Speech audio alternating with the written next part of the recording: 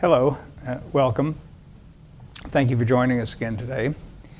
I'd like to read to you from John's Gospel, chapter 16, beginning with verse 33. But before I do, I'd like to comment on something that the Apostle Paul had to say about prophecy. He had a lot to say about it, actually, and the Apostle Paul said that true prophecy is speaking for the intent of edification, exhortation, and comfort. Edification means to build up. Exhortation means to, sometimes it means to correct. I prefer to say that it means to encourage. Exhortation is encouragement in the right direction. And comfort, well, probably don't need to redefine that. I think you know what that means. While I would never claim that anything I have to say is prophetic, in fact, I'm suspicious of anyone who does claim that. If a person says that, then I automatically assume that it's not. But nevertheless, Paul does give some good guidelines when he says speaking for the purposes of edification, exhortation, and comfort. And that's what I would like to, those words is what I would like to use as guidance today. And here's what the Apostle John has to say in his Gospel, verse 16. This is spoken by Jesus to his disciples just before leaving them and going to the cross, and he's giving them some last-minute instruction. We know that this all took place at the event we call the Last Supper. And so the last thing he says, his last words to them, after this in chapter 17 is a long prayer. So his last words to his disciples are these. He said, "These things I have spoken unto you, that in me you might have peace. In the world you will have tribulation." Now that's not the end of the verse, and that's not the end of the sentence either, but I want to stop there and comment on that for a moment. In the King James translation, the word that is translated for us tribulation is a Greek word thlipsis, T-H-L-I-P-S-I-S. And what it literally means, if you want to get down to its literal meaning, it means a pressing together, or in other words, pressure. That's literally what it means, being pressed or pressured.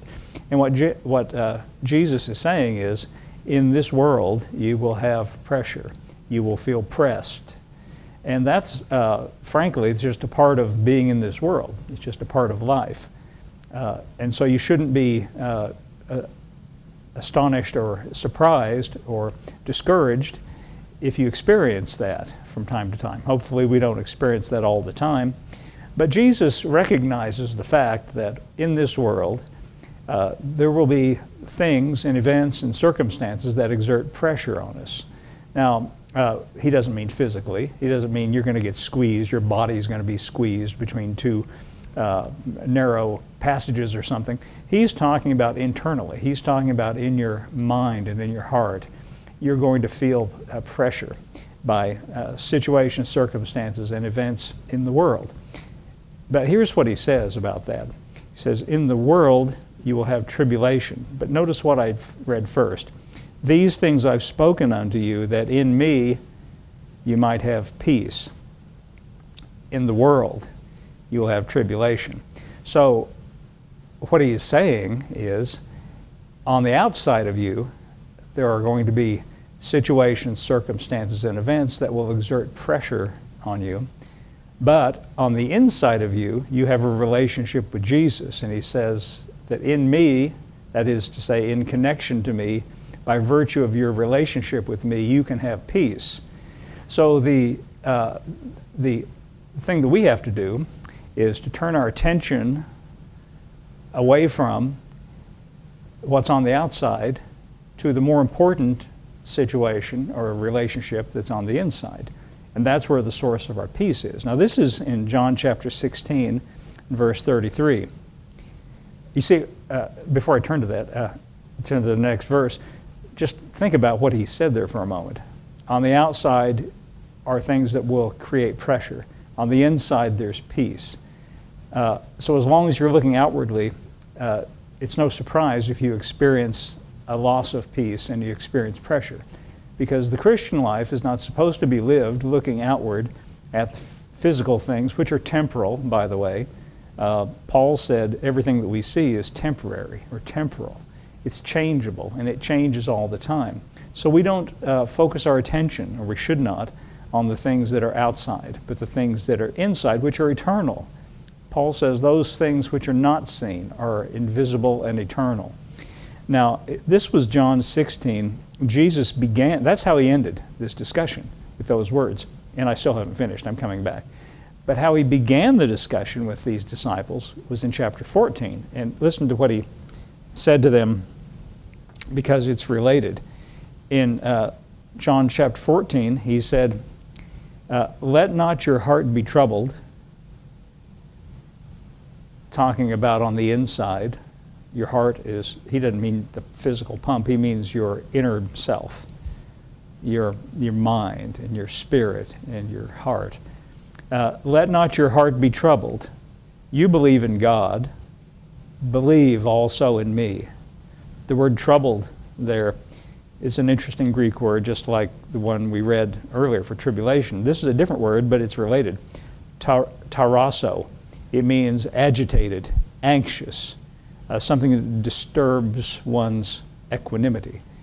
And John writes that Jesus said, let not your heart be troubled, agitated, anxious, disturbed. Now, if you put that together with how he ended this discussion when he said, these things I've spoken unto you, that in me you might have peace, in the world you will have tribulation, trouble, pressure, we could observe that as long as our attention is fixed on the things that are on the outside in the world, we're going to experience this agitated, anxious disturbance of equanimity that he said, don't let your heart be in that state. And here's how you can not be. He said, you believe in God. He doesn't mean just that you acknowledge that God exists. He means you place your trust in God. Place your trust, he says, also in me. And that's the answer. When we do that, to the extent that we do that, then our heart will not be troubled, because we're trusting not in some external circumstance, but in him. Now let's go back to John 16:33, because I didn't finish. He began by saying, these things I have spoken unto you, that in me you might have peace. In the world, he says, you will have tribulation, pressure, pressing. But then, listen, he ends with this, but be of good cheer. It's kind of funny that he says that. You know, when we read, in the world you will have tribulation, our natural inclination is to be depressed and be fearful. But that's because we didn't get what he said first. In me you have peace. But here he adds something else. In the world you'll have tribulation, but be of good cheer. Here's why. Because I have overcome the world. That means that Jesus is greater than whatever is in the world. That means that Jesus is enthroned at the right hand of God, where he now rules and reigns. Now, here's the part of it that you can take as prophecy, not by predicting the future. That's not prophecy. Again, whenever I hear somebody predicting the future, you know what I think of? I shouldn't tell you this. Whenever I hear someone stand up and pretend to predict the future, I think of that Willy Wonka movie. Have you ever seen that with Gene Wilder? If you haven't, you should go watch that. But Gene Wilder is very good in that, and he sings a little song, and it's called Pure Imagination. And so when he's taking the children through the chocolate factory, he sings this song about pure imagination. And so when I hear people prophesying and predicting the future, I think of that Willy Wonka song, because that's what it is. Prophecy in the New Testament is not predicting the future. It has nothing to do with that. It is speaking to you, to anyone who will listen, for the purposes of edification, building up, exhortation, and comfort. Now, I don't do politics. That's just one rule I have, and for our church, we observe that rule. Politics don't enter into it. But I know that in the world, many people are agitated, disturbed, just like the words we've been reading a moment ago, concerning the political situation and the elections and so forth. Here's what I want to say to you. Who sits in the White House is not nearly as important as who sits in heaven. And our attention should be focused on the one who sits in heaven, who never changes, who still rules on this earth and still governs. You know, the ins and outs and ups and downs and changes that take place in the political world, though they seem big to us if we focus our attention on them, are trivial and small and unimportant in the large scheme of things.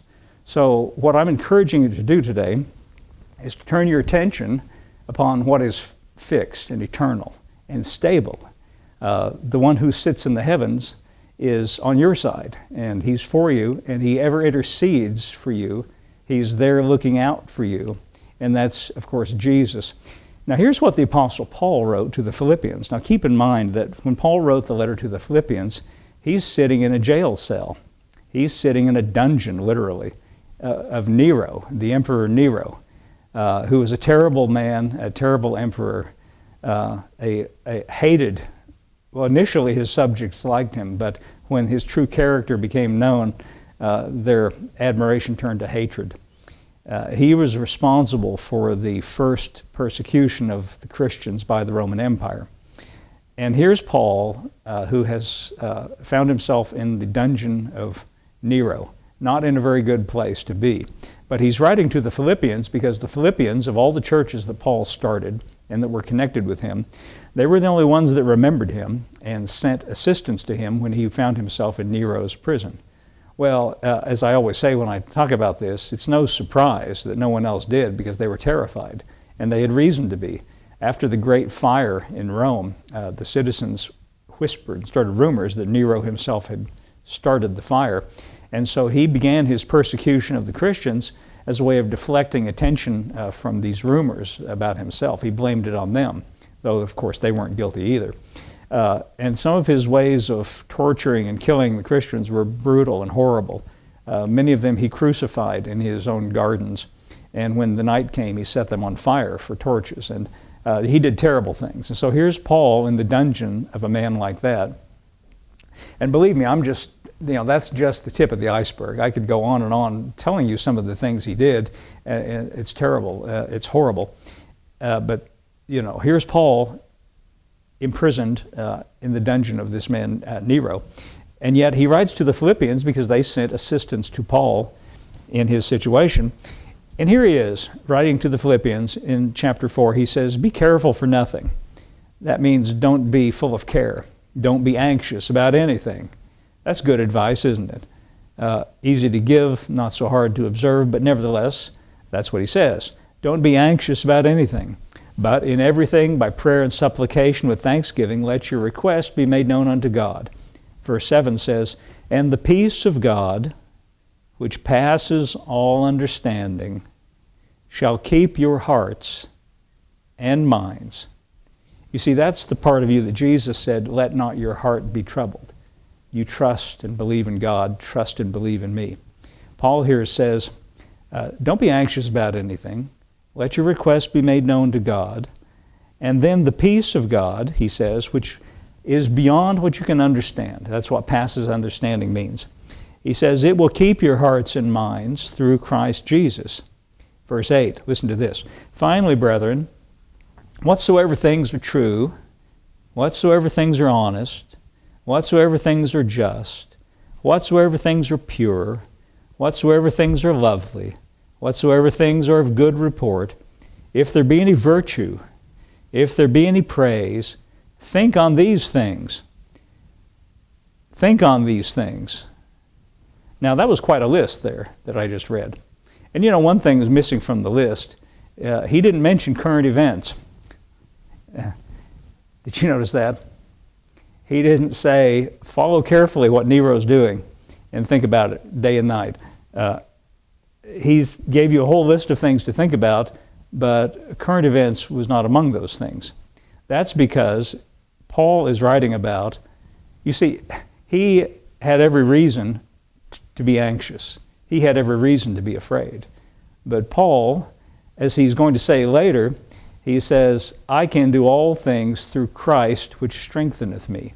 Now that Christ strengthening him is on the inside. It has nothing to do with what's on the outside. So for Paul, it was necessary for him to turn away from the things that were outside of him and look at the reality that was permanent and eternal, his relationship with Christ, through whom he could do all things. In other words, I can deal with anything. I'm independent of circumstances, is what he will say later. And it has to do with what you set your mind upon. I heard a story one time from a man named Lester Summerall, and he was a preacher based in Indiana at the time. He's no longer with us. But I heard him speak, and he told a story that I thought was interesting. Back in the 1930s, he was living in England, and he had heard about this man, Smith Wigglesworth, and you may have heard of him as well, a very well-known preacher of the day. And so Lester Summerall, as a young man, found out where Wigglesworth lived, and he went to visit him. And he said he was dressed in his best English suit with a bowler hat, and he had the London Times under his arm. This was right before England was forced to enter into World War II.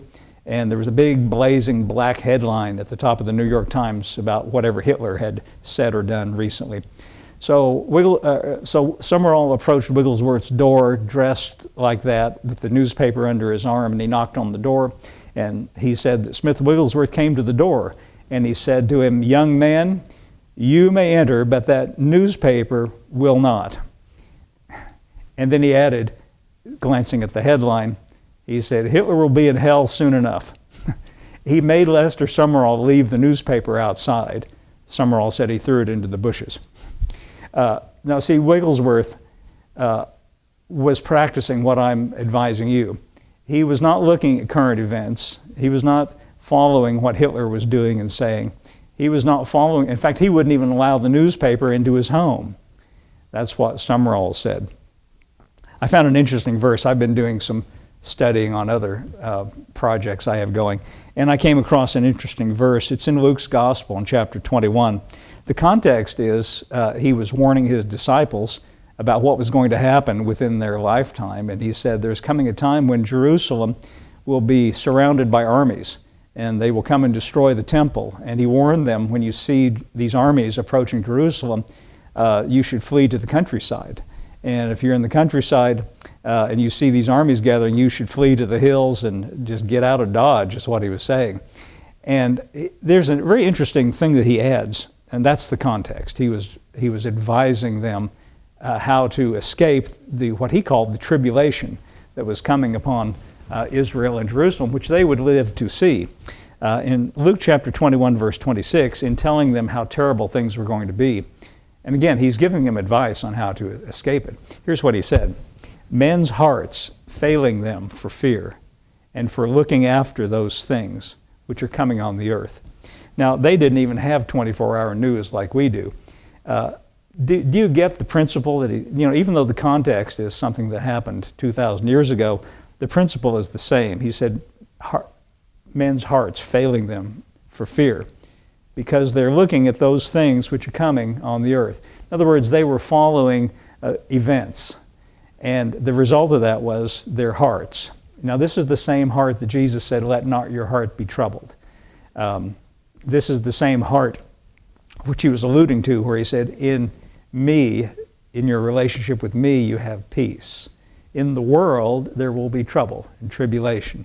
Now, you see, when Jesus said that their hearts are failing them, he doesn't mean the pump that's pumping your blood. He doesn't mean a heart attack. He means people are losing courage and losing confidence because they're watching the things that are temporal, the things that are temporary, the things that change and fluctuate and are uncertain, instead of fixing your attention on those things which are fixed and certain and eternal. The one who sits in the heavens, who is the one who rules over all things, Jesus, who is the one who is ever living, he says, to make intercession for you, the one who is looking after you from a seat higher than any man. in the heavens.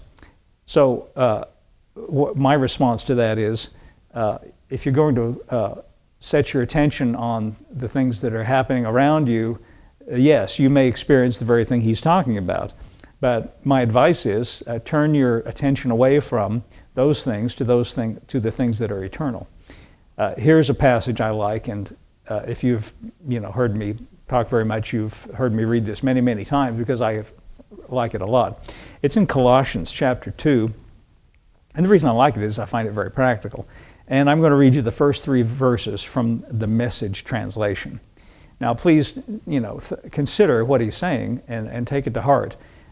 This is the Message the Apostle Paul is writing, Colossians chapter 2, verse 1. He says, I want you to realize that I continue to work as hard as I know how for you and for the Christians over at Laodicea. Not many of you have met me face to face, but that doesn't make any difference. You need to know that I'm right on your side, right alongside you. You're not in this alone. I want you woven into a tapestry of love, in touch with everything there is to know of God. Listen to this now. Then you will have minds confident and at rest, focused on Christ, God's great mystery. All the richest treasures of wisdom and knowledge are embedded in that mystery and nowhere else. And we've been shown the mystery. I'm telling you this because I don't want anyone to lead you off on a wild goose chase or be distracted. That's what he's going to say a little later. Don't let anyone distract you with plausible ideas or other kinds of arguments. I want to go back to what I just read in verse 3. Then you will have minds confident and at rest. Again, this is not the King James translation. This is the Message. I like what he says, though. Minds that are confident and at rest because, I'm going to add that word, they are focused on Christ. Now, if you focus your mind and your attention on external things, you will not have minds that are confident and at rest.